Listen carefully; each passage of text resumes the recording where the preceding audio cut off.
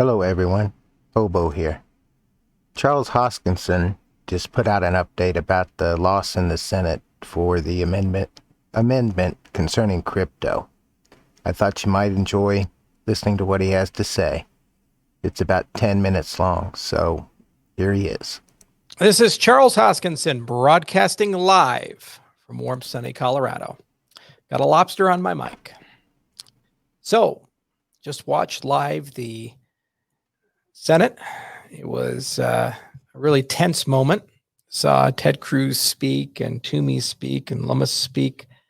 And they explained the ramifications of this bill not getting an amendment, how it can badly damage the U.S. crypto industry.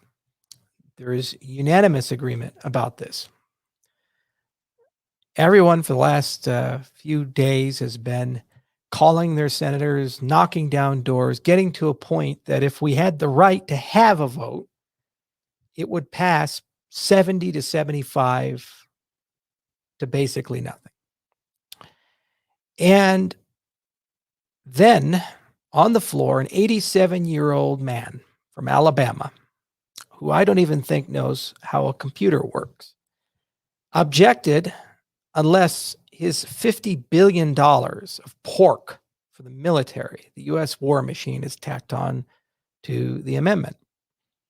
Then, of course, Washington takes its course. It gives the proper poison to the drink, and Bernie Sanders objected, and now we're dead in the water.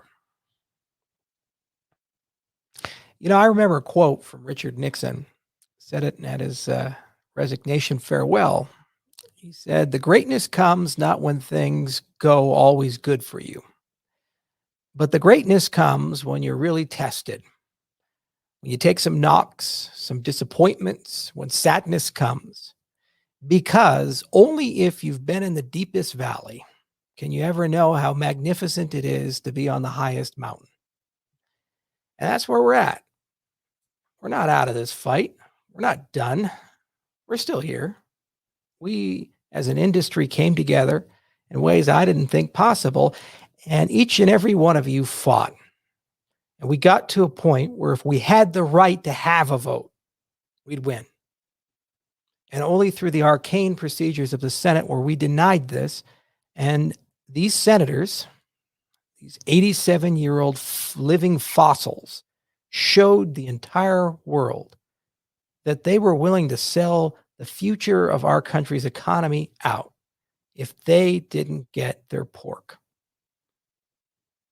That can't be taken back. Little by little, if you chip away at the institutional legitimacy, at some point the institutions themselves fall. And if they so love the Senate, if they so love this existing form of governance, they should be so careful not to continue to set it on fire, which is what happened today for the entire world to see. The Senate servers, where they're live streaming, nearly collapsed. There were so many concurrent viewers, so many, more than ever before. People from Australia, New Zealand, Russia, China, all around the world were watching live a Senate hearing on the floor of the Senate about an amendment to an infrastructure bill.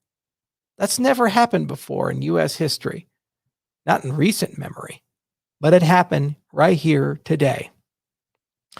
So we go off to the House, and now it's Speaker Pelosi's turn, and that's yet another opportunity for us to fix this horrible miscarriage of justice. And we'll do our best there. 435 Congress critters. You know what to do. Do what you did with the Senate. And let's get louder. Let's push. And you know what? If this passes, doesn't take effect until 2023, but let's start suing. Let's start pushing for new legislation. I'm not going to give up. I'm going to open up my wallet, turn on my microphone, and I'm going to do what we need to do. Rally a tireless minority to every single day. Make this their issue until we change this, until we get this done. Because at the end of the day, I am an American. I live in America. I'm not moving anywhere. I'm not going to go find a golden visa in Greece or UAE or go and relocate and send my citizenship. I was born here. I'm going to die here. And I want this country to be better the day I die than it was the day I was born. And I have no intention of living in a dying empire. And every other American listening, I think, feels this way. And we cannot allow some decrepit 87-year-old leftover from an age past to stand in the way of progress for this nation. So we need to work together. We showed we could, and we're just getting started. And every single person that stands in our way will just become another one of the old relics and fossils. Primary challenges, fund their opponents, and even if they win re-election, make their lives hell in other ways. Bombard their office in letters and calls, rally to get them taken off of committees, support those who are alternatives to their leadership path, prevent them from accelerating or elevating in politics. And yes, one day we will have a constitutional convention. It's going to happen because the federal government doesn't listen to its people anymore. It hasn't for a long goddamn time. And today we all witnessed that. Every single person who has a brain, even the White House and the Treasury Department, acquiesced and said, okay, we'll give you this one. But because one little child, 87-year-old man-child, couldn't get his $50 billion of pork, the entire process has to be held up. But there's plenty of blame to go around. Haggerty kept things going, and so Schumer shut down the ability to add amendments. So there's blame there too. At the end of the day, these people have no intention and don't care at all about making this country better or the consequences of their actions. Rather, all they care about is getting reelected, the money in their pocket, fame, and prestige. Why do we allow ourselves to live in a country without empathy, led by narcissism and sociopathy?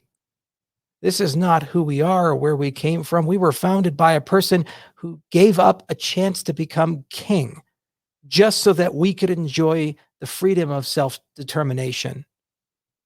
That's why we venerate our founding fathers, because they could have had so much, but they gave up so much for us to live a better life than the one they had. So, off to the House. And I hope we win there. And if not, new legislation and lawsuits will keep going. Might take a year, might take 5 years, might take 10 years. It doesn't matter. We will get this done so that our industry doesn't get damaged and destroyed. And you know what? If the laws are the way they are, I imagine there's going to be a lot of civil disobedience, because that's what you do with unjust laws. You can legislate things, but you can never legislate morality or ethics. And we deserve our goddamn dignity. Passing regulations where they know upon passing them, there is no way to comply, and that this would devastate an industry and the livelihood of so many countless thousands is not duty. It's malfeasance, indifference, incompetence. And to be so petty, to corrupt and poison an attempt to fix it just for a defense bill that has nothing to do with this monstrosity is shameful. Shame on you, Shelby, and shame on the U.S. Senate for inflicting this upon the American people. This institution will change one day. And to all those in our community who listened and did the right thing, called their senators, fought hard, don't be dismayed. Don't give up. Don't become so cynical to say we can't change things, because we already have. We own the news cycle now. We're here. We're not going anywhere. We're not going to get stepped on and crushed and destroyed. Speak up. Vote with your feet, your wallet, and your vote. And keep pushing. Keep grinding. The more we do this, the more unified we become, the more powerful we become as a movement. And you know what? We'll get more powerful than if this amendment passed, because we're going to push in the other direction now. Let's go beyond the amendment. Let's start talking about asset classification. Let's start talking about reining in the Treasury Department.